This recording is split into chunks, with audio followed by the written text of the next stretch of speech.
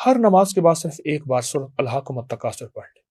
کہنے لگے میں محسوس کرتا تھا نوٹ ہیں، وہی نوٹ ہوتے ہیں، لگتا ہے ان میں سے کوئی نوٹ نہیں ہوتے، یا نوٹ ہوتے ہیں ان میں طاقت، تاثیر، برکت کچھ نہیں ہوتی۔ جو نظروں کی حفاظت کرے گا اللہ اسے عبادت میں حلاوت نصیب کریں گے جو گمان سے بالا تر ہے، وہ لذت کسی کو نہیں ملے گی۔ کتنی طاقتور دعا ہے، اللہم انی اعوذ بک من الخبث والخبائث، بسم اللہ اللہم انی اعوذ بک من الخبث والخبائث۔ رمضان وحی کی ابتدا ہے۔ رمضان میں اگر یہ شروع کر دیں تو آپ بیت الخلاء کے نقصانات سے بڑھ جائیں گے، حتیٰ کہ یہاں تک کہ کوئی گناہ کا ایسا نظام دیکھا جو آپ کے دل میں اتر رہا، یہ پڑھ لیں اللہ ایک جھاڑو پھیر لے گا۔ اب جہاں اٹیچ بات ہوگا نا، اگر اس دعا کو نہیں پڑھیں گے تو پھر وہ آپ کے کمروں میں اور گھر میں کوئی خیر کی بات۔ دیکھیں، 8واں روزہ ہمارے لیے ایک بہت بڑی خوشخبری لایا ہے۔ وہ یہ ہے کہ آج 8ویں روزے سے اپنی نظروں پہ پہرے بٹھائے۔ میرے پاس ایک بندہ آیا، اس سے کہنے لگا کہ ہر چیز میرے ہاتھ سے نکل جاتی ہے، دولت، مال، خوشیاں، ترقی، عزتیں، کامیابیاں۔ میں نے کہا نظروں کی حفاظت کی مشق کر۔ ارے کہہ رہے کیسے کروں؟ میں کہا مشق کر۔ میں نے کہا ایک مشق بتاتا ہوں، ایک وظیفہ بھی بتاتا ہوں۔ ہر نماز کے بعد صرف ایک بار سورۃ الہاکم التکاثر پڑھ لیں۔ الحاکم التکاثر ہر نماز کے زرتم المقابر، ہر نماز کے بعد پڑھ لیں۔ اچھا، اس نے ایسا شروع کیا، کچھ عرصے کے بعد مجھے ملا اس کا نا یہ اسپیلر تھا تیل نکالنے والا، چھوٹا سا، جی گاؤں میں تھا، لوگ اپنا سرسوں تارا میرا لاتے تھے، تیل نکلواتے تھے، ٹھیک یہ تھا کولو جو ساتھ گندم کی چکی بھی تھی آٹا پیسنے۔ جی بالکل۔ مجھ سے کچھ عرصے کے بعد کہنے لگا کہ آپ نے کیا کر دیا، کیا ہوا؟ کہنے لگا میں الہاکم التکاثر ہر نماز کے بعد پڑھتا ہوں، ویسے بھی اگر کوئی وسوسہ آئے، کہیں نظر پڑے تو الہاکم التکاثر ایک بار پڑھ لیتا ہوں، میرے پاس تو رزق بے بہا ہو گیا ہے۔ کہنے لگا میں محسوس کرتا تھا نوٹ ہیں، وہی نوٹ ہوتے ہیں، لگتا ہے ان میں سے کوئی نوٹ نہیں ہوتے، یا نوٹ ہوتے ہیں ان میں طاقت، تاثیر، برکت کچھ نہیں ہوتی۔ نظروں کی مشق، روزہ یہ چیز سکھاتا ہے۔ اللہ اکبر۔ نظروں کی مشق کرنی پڑتی ہے، مشق کرنی دیکھیں پڑتی ہے۔ کوئی بھی چیز ہے نا مشق کرنی پڑتی ہے۔ میں ایک دفعہ ایک درزی کے پاس گیا تو اس کا بچہ تھا، رو رہا تھا، ایسے ایسے کر رہا تھا، وہ فریاد درزی تھا، ہمارے کپڑے سیتا تھا۔ میں استاد جی یہ کیا ہے؟ کہنے لگے جی یہ بھاگ گیا تھا، 100 لگائے ہیں اس کو، اوئے ہوئے، اور اب یہ بھاگ گیا تھا۔ میں نے یہ کیا کر رہا ہے؟ کہنے لگے 2 ماچس کی تیلیاں دی ہوئی ہیں، یہ اس نے سوئی چلانی ہے، سوئی ایسا نہ ہو آنکھ میں مارے، اس کو کہا کندھے سے باہر سوئی نکال، ایک تیلی اٹھاتا ہے یا رکھتا ہے، یوں کرتا ہے۔ اللہ اکبر، اللہ اکبر۔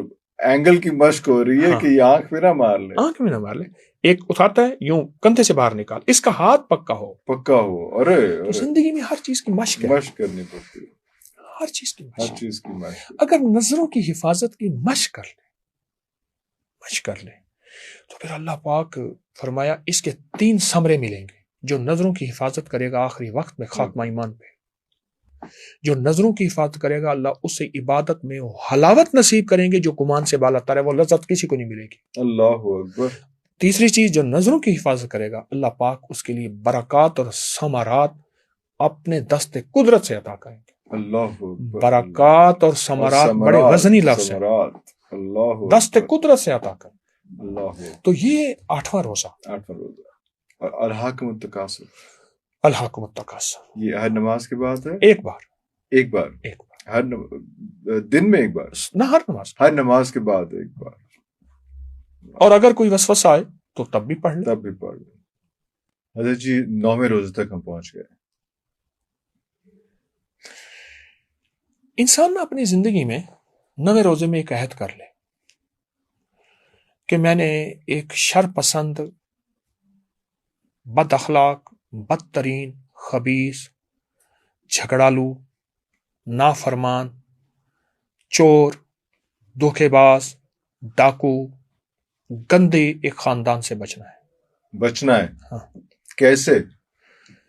میرے آقا کی دعا ہے کہ بیت الخلاء کی دعا پڑھو، اس میں لفظ ہے خبث اور خبائث، خبث مرد اور خبائث عورت، عورت، یعنی جن اور جننی تو جہاں میاں بیوی وہاں بچے، بچے، وہاں ٹبر خاندان. وہاں پورا ٹبر. ہاں جی، ہاں جی. کتنی طاقتور دعا ہے. اللہم انی اعوذ بک من الخبث والخبائث، بسم اللہ اللہم انی اعوذ بک من الخبث والخبائث. جب بھی بیت الخلاء میں جائیں تو باہر یہ پڑھ لیں. بالفرض آپ بھول گئے ہیں، دل میں پڑھیں، زبان سے نہ پڑھیں.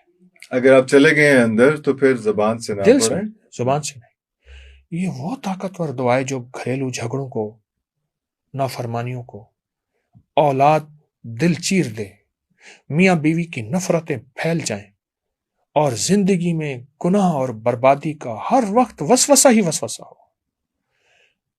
حتیٰ کہ یہاں تک کہ کوئی گناہ کا ایسا نظام دیکھا جو آپ کے دل میں اتر رہا، یہ پڑھ لے، اللہ ایک جھاڑو پھیر لے گا.